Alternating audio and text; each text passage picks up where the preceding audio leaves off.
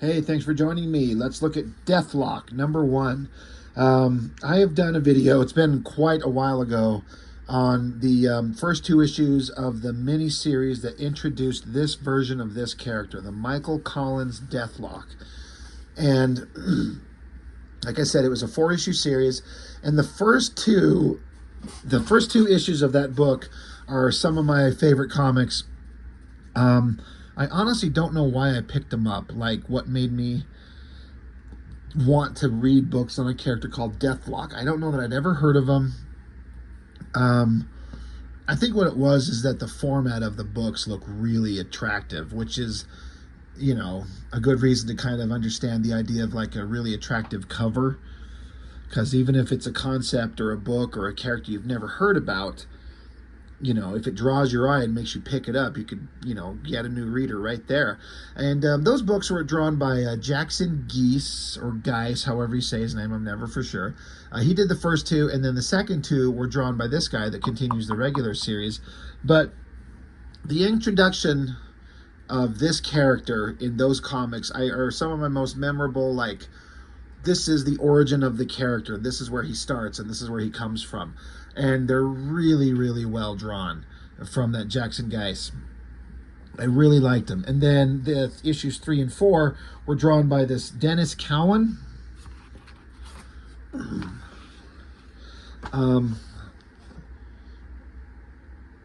I've always assumed that's how you say it. Is that right? Dennis Cowan? If I'm pronouncing it correctly, Denys. Everyone knows that guy's name. He's an artist that's been around for a long time. I don't know much about him, honestly, just except that he's been out there drawing. And I'm trying to decide how to verbalize what I feel about his art. I like it and don't like it. I guess I should say there's no part of me where I don't like it. It's just there's some elements to it that are, I don't know. He's definitely got a very weird and interesting artistic way of rendering things that's very different from a lot of clean, precise artists that could be out there. It's got a very scratchy style.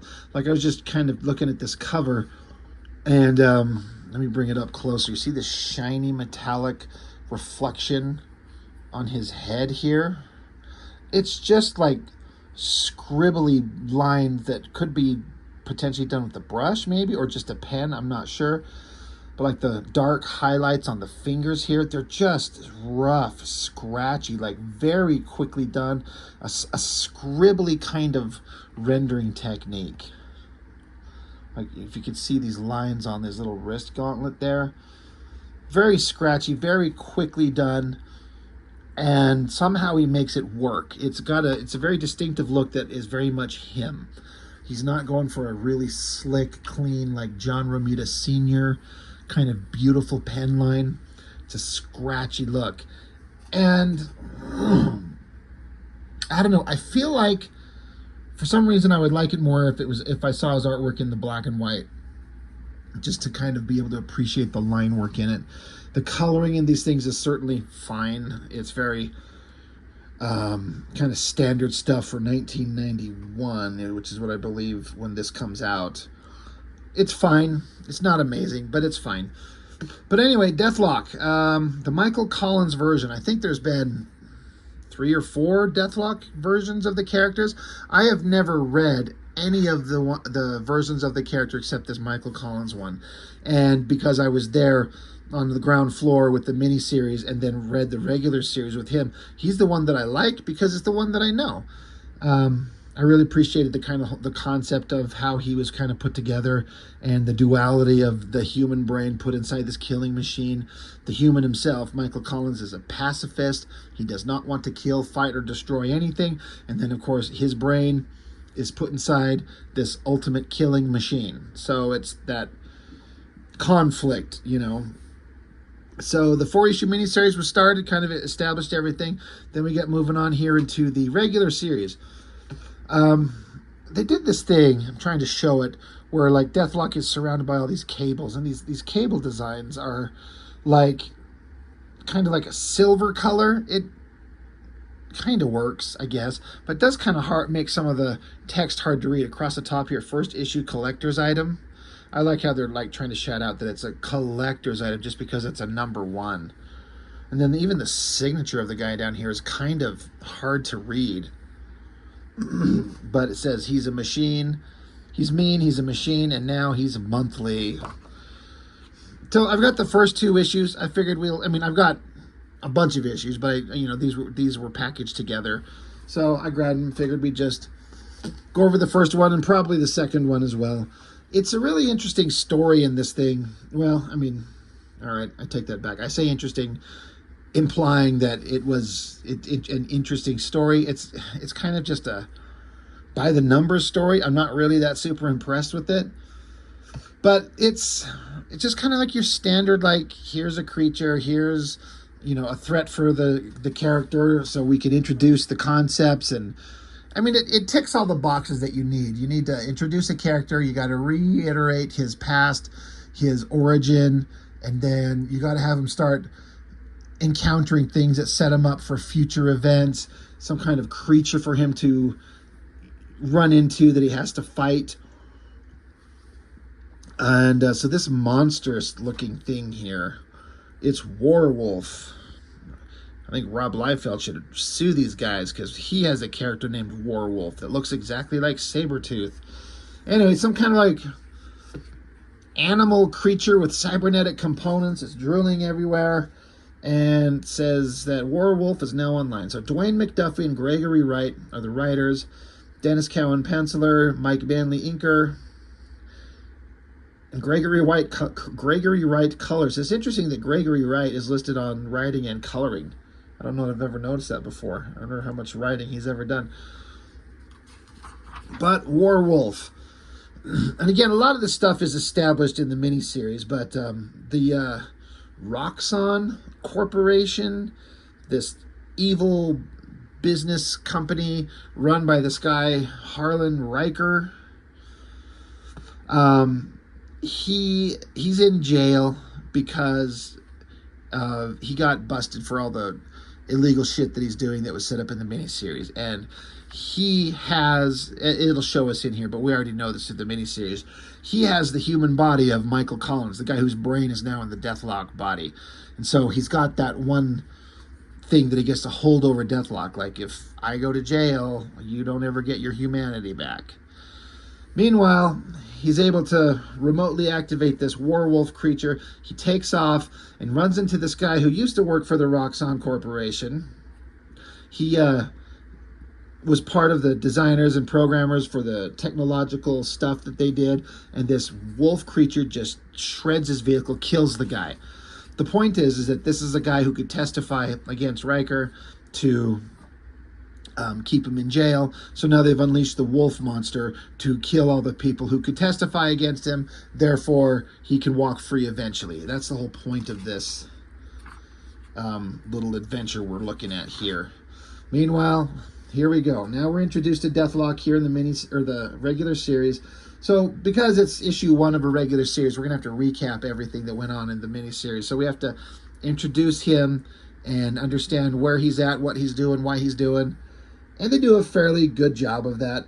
The one thing I really liked, for some reason, this just connected with me, and I just really like it, is inside his mind, his inner thoughts, we hear 2 voices. It's the brain of Michael Collins, and it's the onboard computer of the Deathlok machine itself. And I kind of like the back and forth between the human and the computer. The computer system in this thing, it's almost like Star Trek level technology, like Star Trek The Next Generation, where all they have to do is ask the computer to identify a thing, and it can just tell you anything about a subject immediately.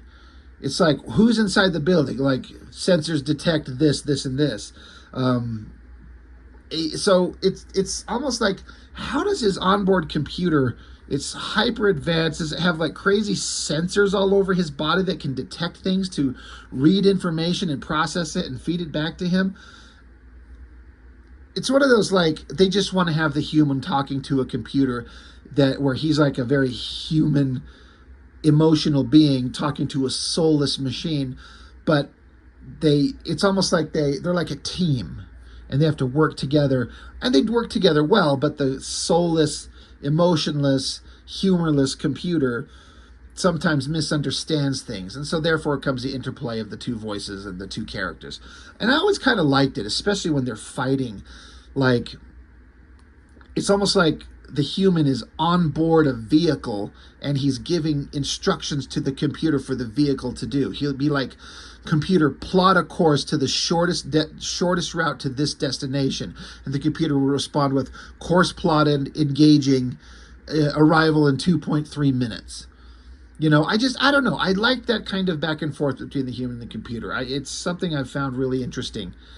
But he's standing having a little conversation as he's watching the house where his wife and son are. And because he's lost his humanity, he's sad and he's miserable, and he's a crying death machine. So he's really upset, and so he goes to visit them. It's very much like the early issues of Spawn, where Spawn would be hanging outside of his house looking at his wife and kid. And God, now that I think about it, it's almost exactly like that. This rotting corpse of a guy with immense power. They're black. That was one of the defining things of the character. But he's watching his wife and kid. And so now he does this thing where he's going to I'm going to write a journal and give all my thoughts on everything that's been going on so he can give it to his wife. Once he's human, he'll give this back to her so she can read his thoughts as like a journal over the span of a bunch of time and help her understand what he went through. It also helps him organize his own thoughts. So that's all fine. So this is where it gets into the opportunity to explain all the backstory if you're a new reader. And it goes on to be like how when they met and they were in love and they had a kid and she was going to school and everything was going really well. Then we get a double page spread going over essentially the entire miniseries, all 4 issues, pared down to these 2 pages where he was a brilliant scientist working for this Roxxon Corporation, and they were developing all kinds of incredible artificial limbs and technology. He was going to help people walk. He just wants to help people. He discovers that their technology is being used for these crazy, horrible war machines. So he goes to his boss to tell him, like, hey, I don't think you know what some of the scientist people are doing here, but they're making parts for war machines. And the boss, Riker, he's like, oh, I didn't know that. Anyway, boom, shoots him with the tranquilizer gun. Now that he's out, they take his brain and put it in the Deathlok body. And then the human brain, Michael Collins, wakes up inside the body. Like, his brain wakes up, and he's eventually able to reassert control over the machine, over the computer programming somehow, and somehow able to give it commands and basically take control of the body. So he goes on some adventures. He struggles with his humanity. He literally puts a gun in his own mouth at one point and was going to shoot himself. But he's like, well, I can't do that because if I just blow the head off, they'll have the body and they'll start over. So then he set up to electrocute himself to fry all the systems on the machine and kill it. But then he decided to not do that because he was remembering lessons he taught his son about rising to the occasion and being a hero and not giving up. So he decided to go on and persevere and try to do the right thing. So he goes, he's going to get Harlan Riker, put him in jail, but that's when he finds out that, oh, by the way, I've still got your human body here. So if you want your human body back, you can't kill me. And so that's how the whole series went. Obviously, he didn't get back into his human body. Of course, he's not, because we have to keep the comic going. But now he gets to just, be stuck up in trees, watching his son throw garbage away, just wishing he had his human life back. We get it. So then he goes back to one of the guys who used to work for the Cybertech Roxxon Corporation. He's helping Deathlok. They're trying to figure some things out. So while they go into this warehouse, they run into the werewolf creature. This is a design that is kind of weird. I don't understand why on the ends of this wolf monster's hands are these big, blunted, nub little 2 hands. Look like giant deer hooves or something like that. It's just a really weird design. I guess my natural inclination of what I would see is like pointy bits, like claws or something like that. So I guess they went out of their way to draw it differently, make it a little bit different. A big Dr. Octopus-like tentacle tail. But there's Warwolf. So of course they're gonna fight. And again, I like the back and forth between the human and the computer. He's like, what is this thing? You know, assailant identified as cybertech assassination cyborg designate Warwolf. And the computer's like, the Warwolf is destroying Cybertech's database. The idea is that Harlan Riker, who's in jail, he's sending this monster out to, one, assassinate people that could testify against him, and two, wipe out computer records so there's no information so he can be set free. So then, after that's complete, the Warwolf is in full retreat. So Michael Collins, in his brain, he says, full pursuit now. This is one of these things where the writers put this in here, and the numbers that they list don't, it's a little excessive. What I mean is, DEATHLOK, he's saying to his computer program, he's like, that Warwolf is getting away, run faster. And then, so the computer says, increasing to foot speed to maximum. Then DEATHLOK, Michael Collins, is saying, I can't even see him anymore. And then the computer says, Warwolf is traveling at 317 miles an hour and accelerating. I'm like, okay, I can appreciate the fact that this is a robotic mechanism and they can run really fast, but 317 miles an hour, especially by foot on the ground. Like, you can't get up to that speed and not have like obstructions and obstacles and turns and rocks and trees and fences and cars and people. Like, by the time you get up to 317 miles an hour, you've already run into things. Like, it was just, this is dumb, but it was way too excessive in my estimation. It's a comic book, right? I get it. So Michael Collins is saying, well, keep pushing. Maybe the security fence will slow him down long enough for us to get a shot at him. And the computer says, Warwolf has already breached security fence and entered heavily wooded terrain beyond. Right. So he's running through the forest at 317 miles an hour. Says he has slowed to 274 miles per hour. That speed is 2.56 times than this unit's top rating under optimal conditions. So Michael Collins is like, so we can't catch him, can we? And the computer says, negative. So he's like, well, all right, until next time. So it's an interesting, like, DEATHLOK has been shown to be really fast on foot. But this Warwolf is, you know, almost 3 times as fast as on foot. But to go 300 miles an hour on foot, it's a bit much, but it's semantics. Who cares? Anyway, he gets back with the guy that's helping him. They're trying to figure out what the Warwolf is, what he's doing, what the plan is. So DEATHLOK plugs himself into the mainframe to go into the computer system. What I think is interesting is, like, I think the idea of, like, wireless communication, like, you know, our phones could just plug into all kinds of information and download and traverse the internet. This is 1991, I believe. Let me double check on that. Yes. I wonder if the idea of, like, wireless cybernetic communication, you know, a modern day DEATHLOK wouldn't need to plug directly in. I know optimal situations are a direct physical connection, but it's just a minor thing.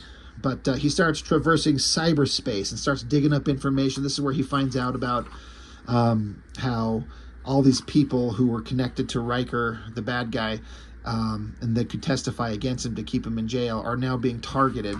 So he's trying to figure out a way to stop that. And I like these representations of cyberspace. You know, this Dennis Cowan's got that really rough, sketchy artwork, but these representations of being in the computer world, it works pretty good. So the computer's projecting the most likely people to be assassinated, and where are they? So what would be the Warwolf's next most likely target? So they're like, okay, it's probably here, so I got to go there. So DEATHLOK, you know, gets a helicopter and is like, I'm going to go try and track this monster down, see if we can't stop it. Meanwhile, we're at the jail, I almost said the hospital, Jesus Christ, the prison. There's the Harlan Riker, and this is where DEATHLOK and Riker are going to look at each other and have a conversation for the first time in a minute. And Harlan basically flat out admits to everything to DEATHLOK. He's like, yeah, that's what I'm doing. And there's nothing you can do about it. This really kind of, like, snarky look on his face here. He's like, you know, DEATHLOK gets pissed off because Harlan's being so brazen about like, yeah, I'm doing this and there's not a thing you can do to stop me. So he's like, oh yeah, you think I can't? And he's like, stop pretending like you're gonna hurt me. You could have hurt me or killed me a dozen times and you haven't. So you're clearly not a murderer. So I'm not afraid of you. So sit down and shut the fuck up. Like he's right. He's 100% correct. So suddenly the alarm goes off.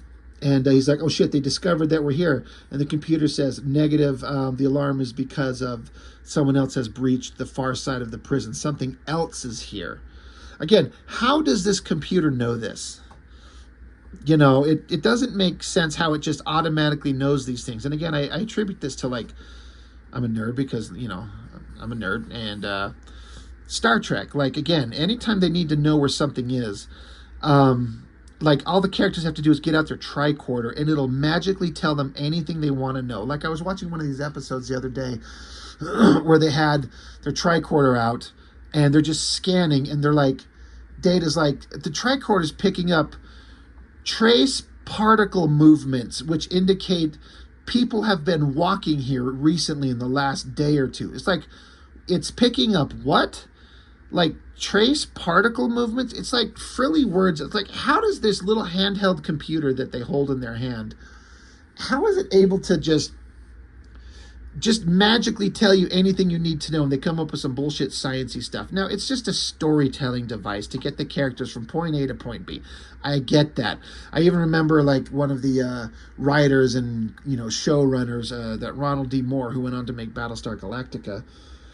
He was saying in the commentary sometime, he's like, you know, those tricorders became kind of a bullshit device because they could literally do anything. Anything we needed them to do, this little handheld sensor device could do. Anyway, the point that I'm getting at is because it was so overblown, like, how does this thing function? So does the computer on board Deathlok. How does it know that something else is breaching a wall on the far side of the compound? He hadn't seen it. He's not hardwired or even wirelessly connected to anything. But they got to get out there and like, oh, well, there's Warwolf, so now we get to fight. Punch, lasers, punch, tackle, punch, kick, punch, fight, bust out the wall.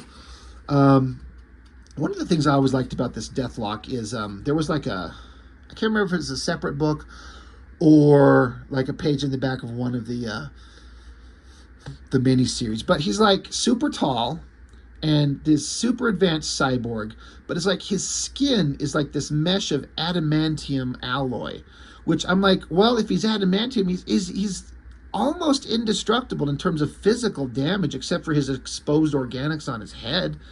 And they talk about how strong he is, like the amount of weight that he could lift, like super indestructible, super powerful. I like the idea that he's like, if you're going up against a big robotic machine that's got adamantium skin armor, there's no bullets or grenades or anything because of the bullshit magic of adamantium in universe technology.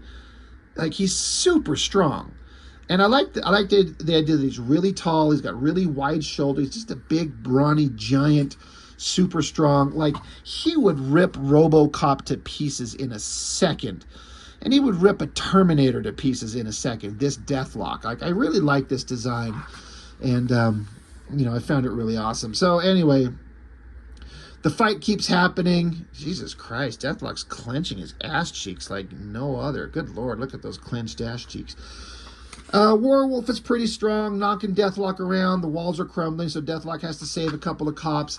Meanwhile, Warwolf eventually gets so damaged that he's got these, they mentioned earlier, I just kind of skipped over it, where he's got these eye-mounted plasma projectors that are pretty damn powerful, but they're firing randomly and they're overloading and they're gonna explode and kill everybody. So one of the things about Deathlok, this version of him, is that he's got a no killing parameter. He will not kill. And they've discovered, like, this Warwolf has an organic wolf brain inside it. So Deathlok doesn't want, you know, Michael Collins doesn't want to kill it.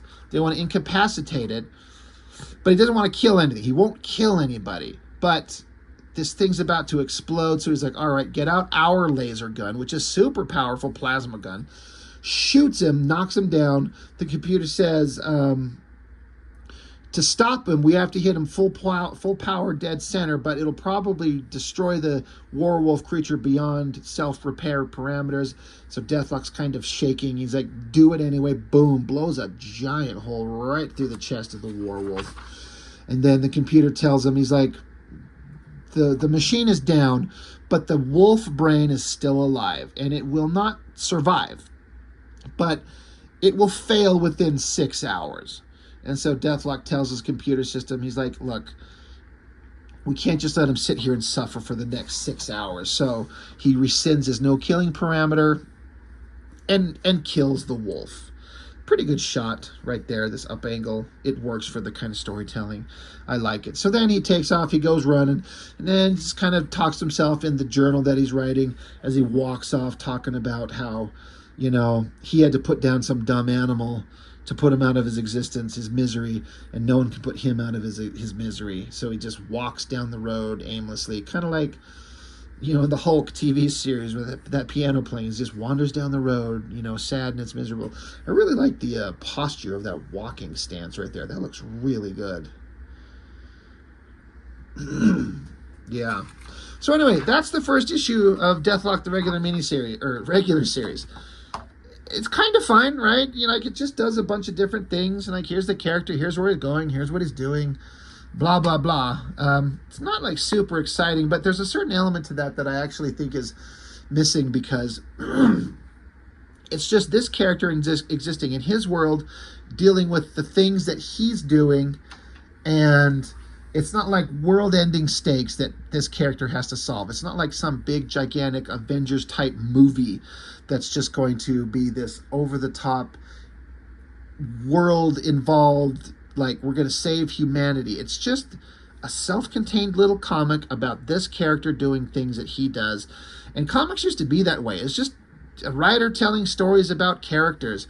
It wasn't these big event things that happens all the time, and it gets to be kind of a bit much. So I'm both like, I appreciate what they're doing, but I'm also kind of like, it's just kind of, it's good, it's fine. It's not super memorable, though. It's just kind of fine. But I guess I'll take just kind of fine over boring or overdone, over the top. Anyway, we'll just do a kind of a quick flip through issue 2. It is interesting that issue 2 starts a 4-part series. Part 1 of 4, The Souls of Cyberfolk. So we got Deathlok here shooting up at some big machine. It says, guest starring Forge of the X-Men in the clutches of the capture bots. Okay. And, you know, I did a flip through this. It's got Forge. So, of course, we're going to have humans that are part cyborg, because that's what Deathlok is. So I knew who Forge was. I did not know who Misty Knight was. I still basically don't, outside of her appearance in one of those Marvel fucking stupid shows that she showed up, and then I'm like, Misty Knight, some detective chick with the robot arms. I went looking her up, and I'm like, oh yeah, this girl's been around for a while. What a weird creation. Like, kind of like, who cares? But she's there. So her and Forge are fighting these robotic things in the sky. So they have to fight back and forth. Forge gets captured, tells Misty Knight to go get help. So she's knocked down, and she's like, I've got to get help. Then we transition. Boom, there's Deathlok. He's in cyberspace again, floating around the technological world, having lots of conversations with himself. Just kind of pondering his existence. And this Misty Knight girl was able to track him down, make a digital phone call to him. He's like kind of pissed off that he's being interrupted from his little sitting around being kind of a little whiny spawn-like bitch, just crying about his existence and his life. And she's like, look, I found you. I need your help. Come on, let's go. So they meet. She makes fun of what an ugly fucking face he has. And, you know, very spawn-like. And he's like, yeah, that's kind of rude of you to talk like that. It's a good drawing right there. I like this ugly face and this big cloak he's wearing. So they hang out, and Deathlok here, he's got this dude that he helped. He saved this guy. Jesus is his name in the original miniseries. But Misty Knight is not willing to talk to Deathlok while a human, like a normie, is around. He's like, what the fuck are you talking about, a normie? What? What do you mean? She's like, I'm not talking until he's gone. So they excuse him, and then so Misty Knight shows Deathlok here that she's part cyborg. He's like, oh, yeah, all right. I guess we're homies because we're part robot, right? So she goes on to explain about this thing she's found, this cybernetic community. They actually get into this thing as I was kind of rereading this. I get their point. I feel like it's a little bit of a stretch, but they're doing like a, what's the word? It's basically like she's expressing how they're part of a community that's not fully accepted by society, meaning being part cybernetic, and we're gonna have to struggle to exist. It's just like take out the word cybernetic person and put in black person. How black people have historically suffered, and we have to, you know, we struggle and we're not fully accepted. That's the point. That's kind of like that. They're taking the racial element and replacing it with cybernetic creature element to kind of tell the same kind of story and let the lessons be learned. I mean, I get it, and I don't mind it. I was reading it. I'm like, is that what they're doing? Like, it's kind of so obvious. It's kind of fine, I guess. I would actually prefer them just to kind of discuss the racial component instead of we're cybernetic creatures, so we're not accepted. I mean, I don't know. She's talking about there's a whole community of us, and we're the cybernetic people, and it's hard for us to exist because we're not the same.